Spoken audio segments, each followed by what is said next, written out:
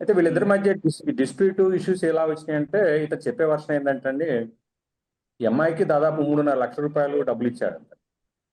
Okay. అయినప్పటికీ కూడా ఈవిడ మళ్ళీ డిమాండ్ చేస్తా ఉంది, డబ్బుల కోసం హెరాస్ చేస్తా ఉంది. ఆ హెరాస్మెంట్ తట్టుకోలేక ఆ పెద్ద పెద్దగా అరిసింది మా ఇంటి దగ్గరికి వచ్చేసి. ఆ చుట్టుపక్కల వాళ్ళ ఆ అరుపులు వింటారన్న ఉద్దేశంతో ఆమె ముక్కు నోరు మూసి చంపేశానని చెప్పేసి అతను కన్ఫ్యూజ్ చేయడం జరిగింది.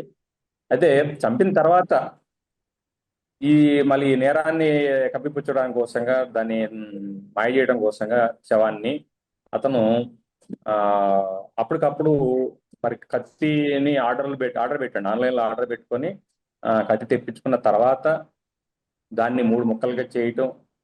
ఆ, 3 ముక్కలను వేరు వేరు ప్లేసులో పెట్టడం. ఒక కాళ్ళు భాగం ఏమో సూట్ కేసులో పెట్టాడు. తర్వాత ఈ మొండి భాగం ఫ్రిడ్జ్ లో పెట్టాడు. తల చేతులు రెండు కూడా ఆల్రెడీ ఒక బ్యాగ్ లో పెట్టుకొని ఇక్కడ నుంచి ఒక 15 కిలోమీటర్ల దూరం ఉంటుందంటే అడవివరం అని చెప్పేసి రోడ్డు, ఆ రోడ్డుకి తీసుకెళ్లి అవును. ఆ అడవి ప్రాంతంలో వాటిని పెట్రోల్ తో బంద్ చేశాడు. తర్వాత నెక్స్ట్ మిగతా భాగాలు కూడా డిస్పోజ్ చేయాలన్న ఉద్దేశంతో మళ్ళీ ఇంటికి వచ్చాడు. ఇంటికి వచ్చేసి ఆ ఆ రక్త మరకలన్నీ కూడా కంప్లీట్ గా వాష్ చేస్తున్నారు. వాష్ చేసేసి వీటిని డిస్పోజ్ చేయాలన్న ఉద్దేశం, ఎట్లా చేయాలో అర్థం కాక వాడి ఫ్రెండ్కి ఎవరికి ఫోన్ చేశారు. ఫోన్ చేస్తే, నువ్వు ఇలాంటి పనులు చేస్తే నీకు ఎక్కడే పట్టుబడతావు, చాలా ఇబ్బంది, నువ్వు పోలీసు సరెండర్ అయిపో అని చెప్పేసి ఆ ఫ్రెండ్ ఇచ్చిన సలహా మేరకు ఇక్కడ వీడికి ఏమి అర్థం కాలేదు. అంటే ఆ గతంలో కూడా ఇతను నేరం చేసిన ఇది బాపత కాదు. ఈ ఓకే. విధిలేని పరిస్థితుల్లో అతను వచ్చి పోలీసు సరెండర్ అవ్వడం జరిగిందండి. సార్, పోలీసు సరెండర్ అయిన తర్వాత విషయం బయటకు వచ్చిందా లేదా ముందే వచ్చిందండి?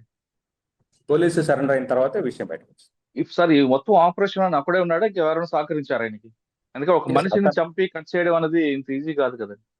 ఇప్పుడు ఏంటంటే ఇప్పుడు వరకు చేసిన దర్యాప్తు ప్రకారం ప్రజెంట్ అతను ఒక్కడే ఉన్నాడు.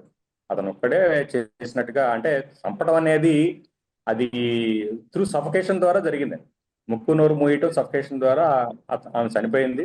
చనిపోయిన తర్వాత బాడీని డిస్పోజ్ చేసే క్రమంలో ఇవన్నీ కూడా ఇతను మరి మీడియాలో చూసి ఇవన్నీ చేశానని చెప్తున్నాడు. ఆ మీడియాలో చూసినందువల్ల వాటినన్నిటి కూడా ముక్కలుగా దాన్ని డివైడ్ చేసి వాటిని డిస్పోజ్ చేయాలని ప్రయత్నం చేశాడు. కానీ అతను అతను ధైర్యం చాలక అతను మన పోలీసుకి లొంగిపోయాడు.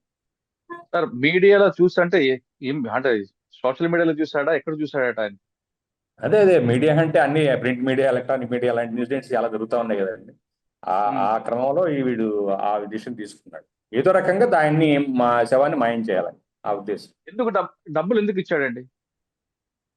ఒకటండి, వీళ్ళు ఇద్దరు కూడా డేటింగ్ డేటింగ్ వీళ్ళు కలిసి తిరుగుతూ ఉంటారు.